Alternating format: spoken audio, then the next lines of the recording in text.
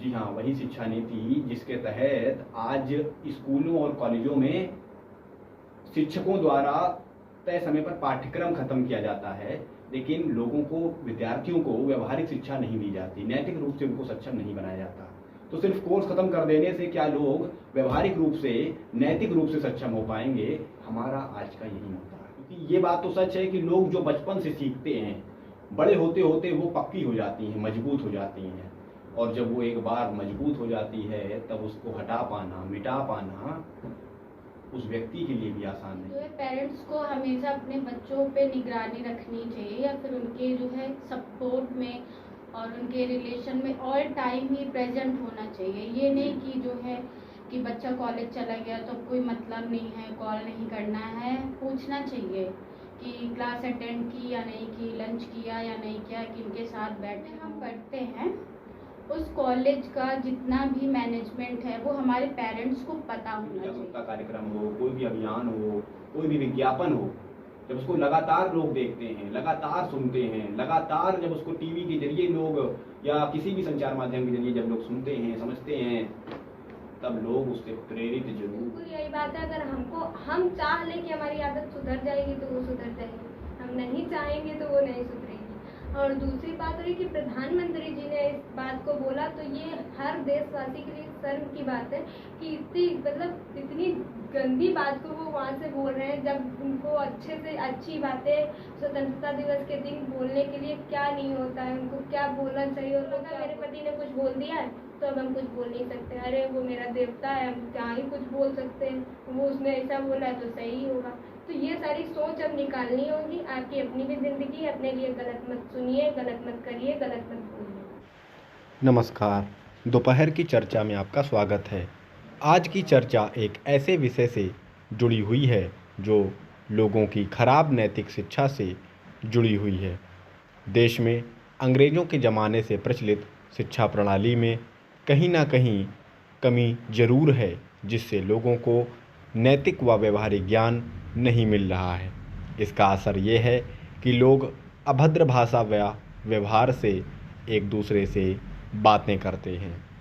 आज की चर्चा में रामा विश्वविद्यालय के पत्रकारिता एवं जनसंचार विभाग के विद्यार्थी शिवांग बतौर एंकर तथा शिवानी व दीक्षा पैनलिस्ट के तौर पर शामिल रहे। चर्चा की शुरुआत में लोगों के खराब नैतिक व्यवहार पर छात्रा शिवानी ने क्या कुछ कहा, आइए जानते हैं। देश की आज़ादी के 75 साल पूरे हो गए हैं। ऐसे में देश की कई मुद्दों की, कई विषयों की समीक्षा करने पर समझ में आता है कि आज़ादी के इतने लंबे वर्षों के कालखंड के बावजूद भी देश अब भी कई गंभीर मुद्दों का सामना कर रहा है, जैसे महंगाई, बेरोजगारी, बढ़ती सांप्रदायिकता सहित अनेक मुद्दे। इन्हीं में से एक मुद्दा है लोगों की जो नैतिक शिक्षा है उसका पतन।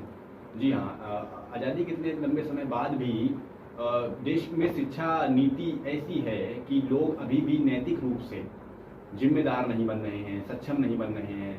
उनमें अभी भी संस्कारों की, सांस्कृतिक रूप से अभी भी सक्षम नहीं है, समझ नहीं है उनके अंदर। उनकी भाषा से, उनकी शैली से, उनके व्यवहार से समझ में आता है कि देश नैतिक रूप से अक्षम है, सक्षम नहीं है, और इसको सबसे बड़ा इसका इलाज है शिक्षा नीति। देश में अभी भी वही अंग्रेजों के समय की शिक्षा नीति प्रचलित है, जिसकी वजह से लोग अभी भी शिक्षित नहीं हो पा रहे हैं। ऐसे लोगों की संख्या देखी जा सकती है जो अभद्र भाषा का प्रयोग करते हुए दिख जाते हैं, जिसका उल्लेख अभी 15 अगस्त के दिन प्रधानमंत्री नरेंद्र मोदी ने भी लाल किले की प्राचीन प्राचीर से भी किया था।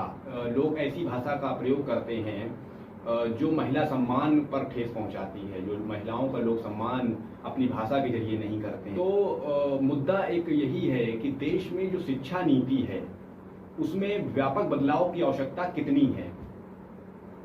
क्या अंग्रेजों के समय की शिक्षा नीति में बदलाव लाने जरूरी हैं?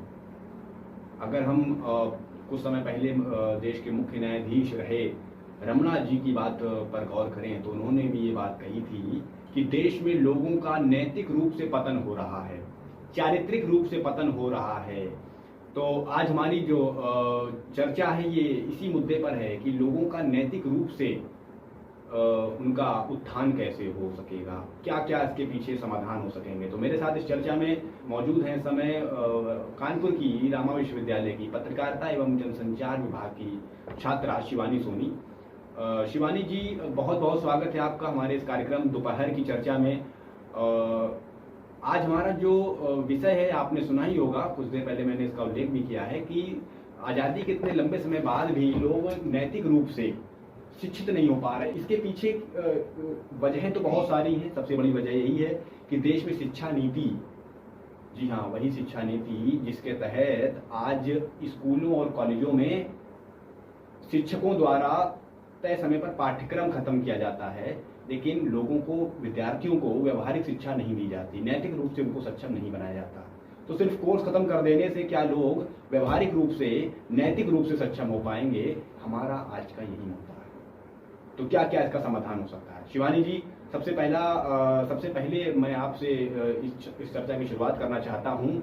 लोग अभी जिस तरीके से आपस में व्यवहार करते हैं, बातचीत करते हैं, क्या इसके पीछे की क्या वजह आप मानती हैं? क्यों लोग ऐसा करते हैं? क्या कमियां रह जाती हैं? क्योंकि ये बात तो सच है कि लोग जो बचपन से सीखते हैं, बड़े होते होते वो पक्की हो जाती हैं, मजबूत हो जाती हैं, और जब वो एक बार मजबूत हो जाती है तब उसको हटा पाना, मिटा पाना उस व्यक्ति के लिए भी आसान नहीं होता, क्योंकि वो उसकी आदत का हिस्सा बन जाती है। तो क्या वजह हो सकती हैं, क्या कारण हो सकते हैं कि लोग नैतिक रूप से लोग सक्षम नहीं हैं?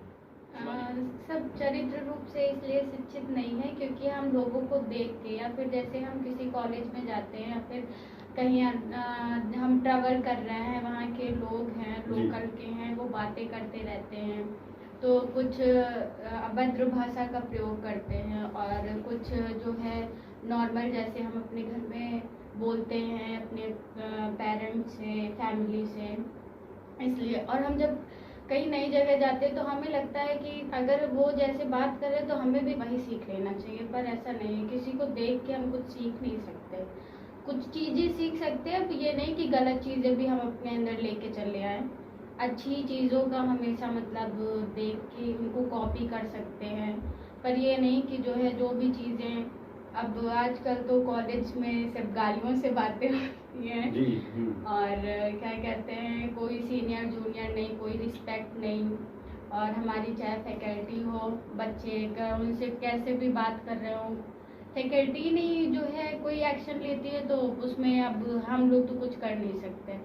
तो इसलिए हमें चाहिए कि जो है जो हमसे सीनियर है उनको थोड़ा स्ट्रिक्ट होना चाहिए इन सारी चीज़ों के मामले में। फैकल्टी एक्शन नहीं लेती, शिक्षक एक्शन नहीं लेते, यानी शिक्षकों की जो जिम्मेदारी है इसका अभाव है शिक्षकों में, जिसका अभाव उनके अंदर नहीं होना चाहिए। क्योंकि शिक्षकों को भी उनकी बैठकें जो होती हैं, वार्षिक बैठकें, मासिक बैठकें, साप्ताहिक बैठकें, किसी भी तरह की बैठकें होती हैं, उसमें उनको कोर्स को खत्म करने पर गौर किया जाता है कि आपको तय समय पर कोर्स खत्म करना है, तो आपको एग्जाम की तैयारी करानी है, लेकिन उन छात्रों को व्यवहारिक रूप से, नैतिक रूप से सक्षम बनाने की सीख या उस तरह का कोई निर्देश नहीं दिया जाता है। तो शिवानी जी ने एक बड़ा कारण जो बताया वो यही बताया कि फैकल्टी एक्शन नहीं लेती है, और ट्रैवल्स लोग करते हैं और परिवहन में जब यात्रा करते हैं तो लोग सीखते हैं, एक दूसरे से सीखने लगते हैं। तो कहीं ना कहीं ये भी कारण है कि जैसा लोग, भाई चूंकि वो बचपन से नैतिक रूप से शिक्षित नहीं होते, तो उनका दिमाग में वो सब बातें नहीं होती कि हमें ये सब नहीं बोलना चाहिए, या ये ऐसी भाषा का यूज नहीं करना चाहिए, इस तरीके के व्यवहार का हमें प्रयोग नहीं करना चाहिए। तो वो लोग जैसा अपने सीनियर्स को, जैसा बड़ों को करते हुए देखते हैं, वैसा वो भी करने लगते हैं। तो ये एक बड़ा कारण है कि शिक्षकों का जो एक रोल है, वो शिक्षक अपना रोल नहीं निभा पा रहे हैं। लेकिन माता बच्चे की सबसे बड़ी शिक्षक, सबसे प्रथम शिक्षक मानी जाती है। सबसे बड़ी शिक्षक और सबसे प्रथम शिक्षक किसी भी बच्चे की माता ही मानी जाती हैं, और उसके जो माता पिता हैं, उसके जो घर वाले जो हैं, उसका माहौल, जो घर का जो माहौल है, वो भी बच्चों पर असर डालता है। तो शिवानी जी, मैं इसी चर्चा को थोड़ा सा आगे बढ़ाना चाहते हैं और आपसे जानना चाहते हैं कि घर वालों का कैसा व्यवहार होना चाहिए बच्चों के प्रति, क्योंकि कई मामलों में ऐसा देखा जाता है कि जब बच्चे बड़े हो जाते हैं, जब वो स्कूल जीवन से कॉलेज जीवन में प्रवेश कर जाते हैं, तो घर वालों का ध्यान बच्चों पर कम हो जाता है। आप इसको कहाँ तक सही मानती हैं? जो अच्छी चीजें हैं उनमें ऐसा है कि पेरेंट्स को ढल जाना चाहिए, और जो मतलब कि जो चीजें अच्छी नहीं हैं तो उनमें जो है फोकस तो करना ही करना चाहिए और समझाना चाहिए कि ये गलत है, ये नहीं करना चाहिए। और जो है उस चीज़ को जो है जितना भी हो सके पेरेंट्स को एक्सप्लेन करके बताना चाहिए कि बच्चे मतलब आज नहीं समझेंगे तो 2 दिन बाद समझ ही जाएंगे, क्योंकि बार बार जब हम एक चीज़ बोलते हैं या समझाते हैं तो कहीं ना कहीं कुछ फ़र्क पड़ता है बच्चों पे। तो ये चाहिए कि जो है पेरेंट्स को हमेशा अपने बच्चों पे निगरानी रखनी चाहिए, या फिर उनके जो है सपोर्ट में और उनके रिलेशन में ऑल टाइम ही प्रेजेंट होना चाहिए। ये नहीं कि जो है कि बच्चा कॉलेज चला गया तो कोई मतलब नहीं है, कॉल नहीं करना है, पूछना चाहिए कि क्लास अटेंड की या नहीं की, लंच किया या नहीं किया, किनके साथ बैठे हो। और जो है और सबसे अलग बात ये है कि मतलब कि सारे जिस कॉलेज में हम पढ़ते हैं उस कॉलेज का जितना भी मैनेजमेंट है वो हमारे पेरेंट्स को पता होना चाहिए कि वहाँ क्या क्या होता है और वहाँ कैसे बच्चों को ट्रीट किया जाता है। क्योंकि अब ये स्कूल नहीं है कि हम ऑल टाइम आके कंप्लेन कर सकें कि मेरे बच्चे को ये नोट्स तैयार नहीं किए गए, क्योंकि ये हमारी खुद की रिस्पॉन्सिबिलिटी है। तो इसलिए जो है पेरेंट्स को सपोर्ट करना चाहिए, पर जो है बच्चों को भी समझना चाहिए कि पेरेंट्स मेरे लिए या हमारे लिए अच्छा ही सोचती है हमेशा से, क्योंकि जब वो बचपन से हमारे लिए अच्छा ही करते आते तो बड़े में भी वो अच्छा ही सोचेगी। तो इसलिए चाहिए कि बच्चों को भी समझना चाहिए जो हमारे पेरेंट्स कहते हैं। जी, निगरानी रखनी चाहिए अभिभावकों को, पेरेंट्स को, बच्चों की क्रियाकलापों पर निगरानी रखनी चाहिए, उनकी गतिविधियों पर निगरानी रखनी चाहिए कि वो किन के साथ बैठते उठते हैं, खाते पीते हैं, और अपने जो उनका मैनेजमेंट है उस पर भी कहीं ना कहीं जो पेरेंट्स हैं उनको देख रेख करनी चाहिए, समझना चाहिए कि बच्चे किस परिवेश में पढ़ लिख रहे हैं और रह रहे हैं।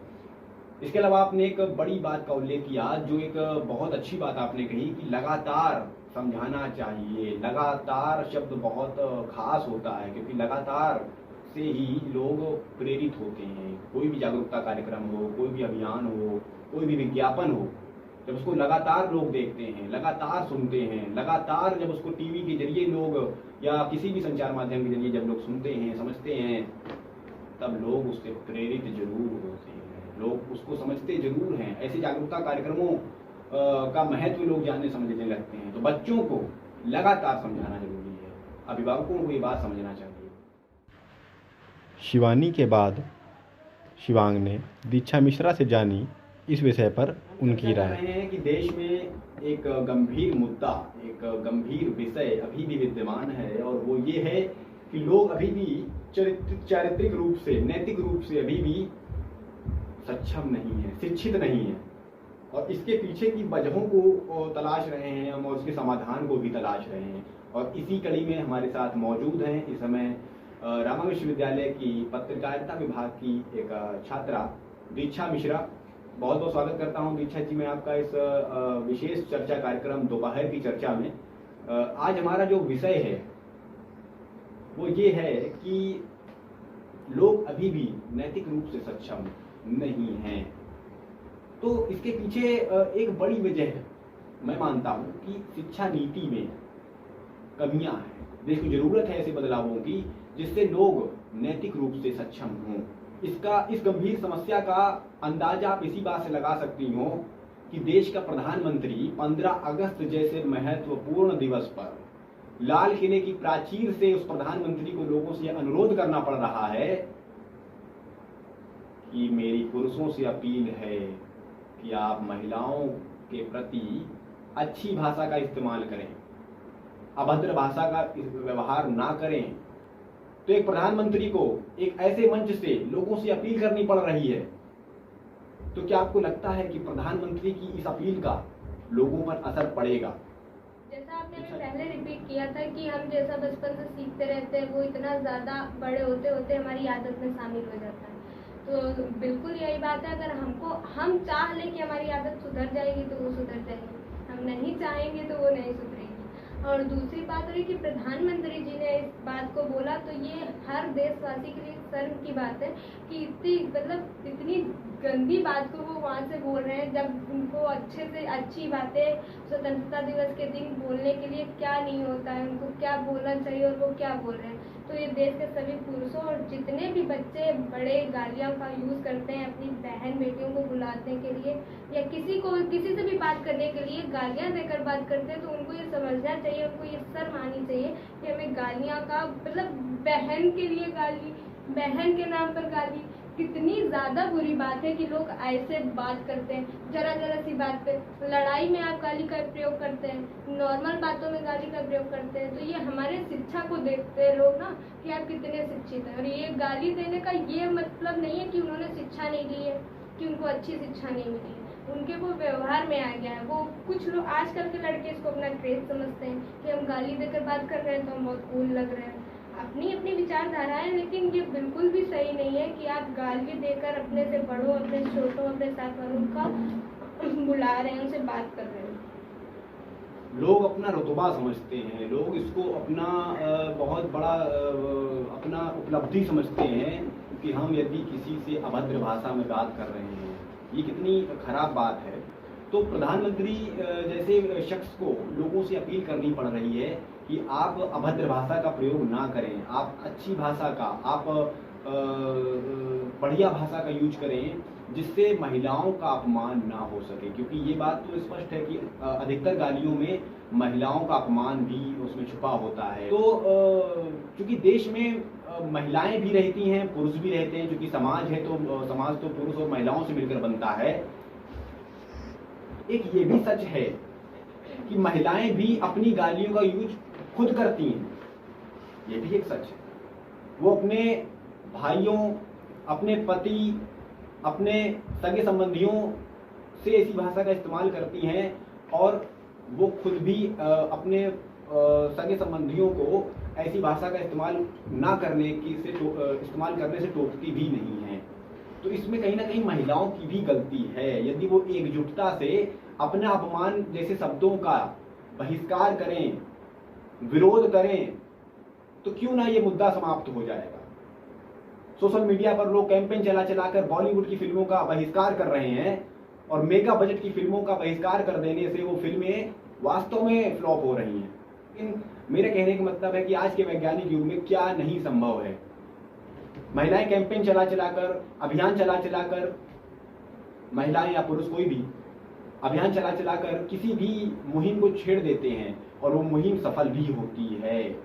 तो क्या यदि महिलाएं इस क्षेत्र में आगे आकर यदि इस गाली जो शब्द है, उनके अपमान का जो एक सूचक है, संकेत है, यदि इसका बहिष्कार करना शुरू कर दें, अभियान छेड़ दें, तो क्या ये समाप्त नहीं होगा। तो दीक्षा जी, क्या आप लोगों के इस व्यवहार के पीछे महिलाओं की भी गलती मानती हैं?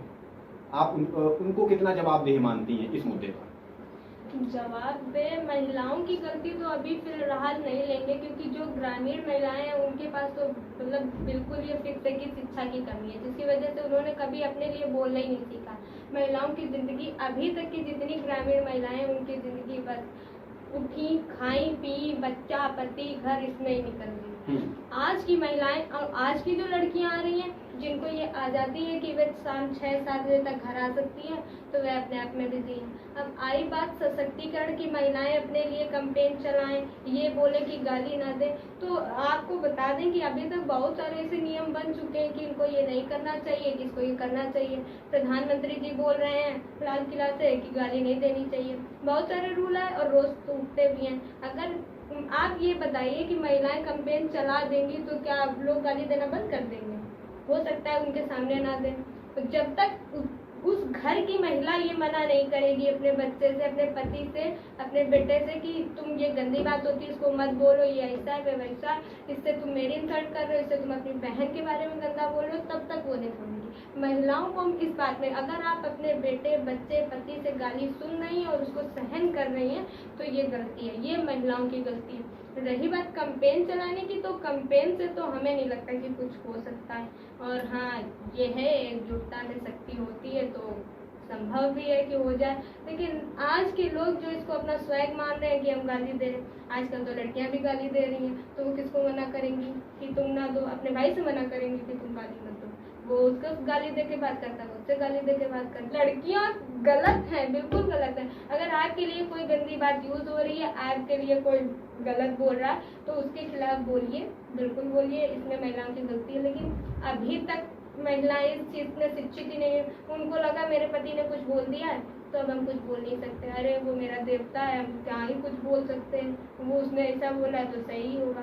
तो ये सारी सोच अब निकालनी होगी। आपकी अपनी भी जिंदगी है, अपने लिए गलत मत सुनिए, गलत मत करिए, गलत मत बोलिए। जागरूकता की कमी है महिलाओं में भी, खासकर ग्रामीण क्षेत्रों में, जहाँ महिलाएं जो हैं, ग्रामीण क्षेत्रों की जो महिलाएं हैं, वो अपने पति से ऊंची आवाज में बात नहीं कर पाती हैं। और उसके पीछे की वजह ये है कि वो अपने आप को कमजोर समझती हैं, अपने आप को उतना सामर्थ्यवान नहीं समझती, और पति ही देवता है, इस लाइन को भी वो फॉलो करती चली जाती हैं।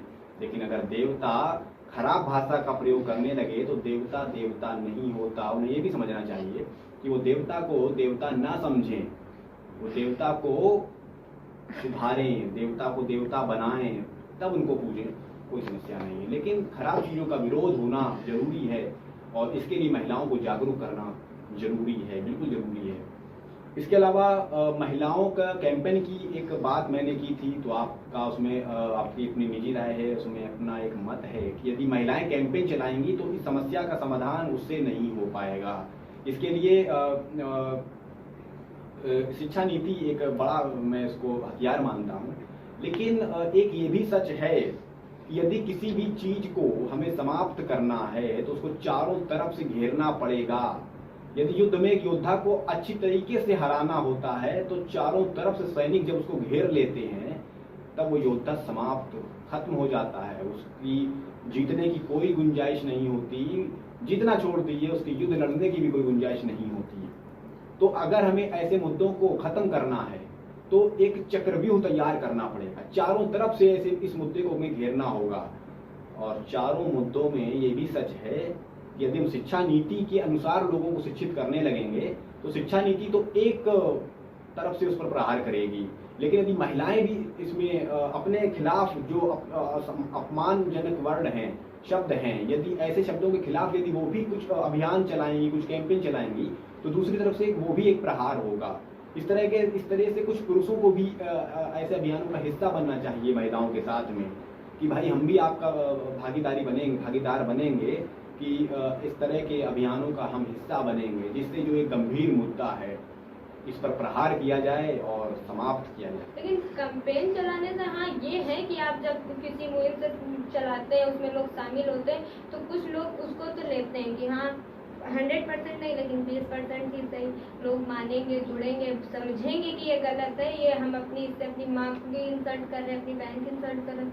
लेकिन सिर्फ ये दिखाना कि हम कैंपेन चला के गाली दे रहे हैं, लोग उतने टाइम नहीं देंगे गाली। जब कहीं समाज में खड़े होंगे, किसी अच्छे क्षेत्र से बोल रहे होंगे, किसी स्टेट से बोल रहे होंगे, तब नहीं देंगे। यार दोस्त, भाई बहन आपस में फिर से गाली देंगे। तो इसके लिए जरूरी है कि वो उनकी माँ टोके, वो ये समझे कि इसका मतलब क्या है। हम बोल रहे हैं तो मेरी माँ की इंसल्ट हो रही है, हम अपने दोस्त से बोल रहे हैं तो उसकी माँ की इंसल्ट हो रही है। एक औरत, जब एक लड़का ये समझ जाता है एक औरत क्या है, वो कितनी ज़रूरी है किसी के लिए, और हम जब उसकी बेइज्जती करते हैं तो वो मेरे ऊपर क्या उसके ऊपर क्या बीतती है, जब वो ये समझेगा तब शायद गाली देना बंद करेंगे मेरे हिसाब से। जी, तो आपने इस गंभीर मुद्दे पर अपनी राय रखी, अपने विचार रखे, और आपकी सबसे बड़ी बात यही रही, लोगों को, उनके घर वालों को उनको समझाना चाहिए, पुरुषों को, कि आप जिस भाषा का प्रयोग कर रहे हैं वो ठीक नहीं है। सक्षम समाज बनाने में, एक अच्छे समाज का निर्माण करने के लिए लोगों का शिक्षित होना बहुत जरूरी है। और मैं अंत में एक बार फिर से शिक्षा नीति पर फिर से एक बार मैं प्रकाश डालूंगा कि शिक्षा नीति का सुधरना देश में बहुत जरूरी है, और न केवल जरूरी है बल्कि अनिवार्य है। इसी के साथ मैं इस विशेष चर्चा का समापन करूंगा। बहुत बहुत धन्यवाद दोनों ही मेहमानों, शिवानी सोनी और दीक्षा मिश्रा।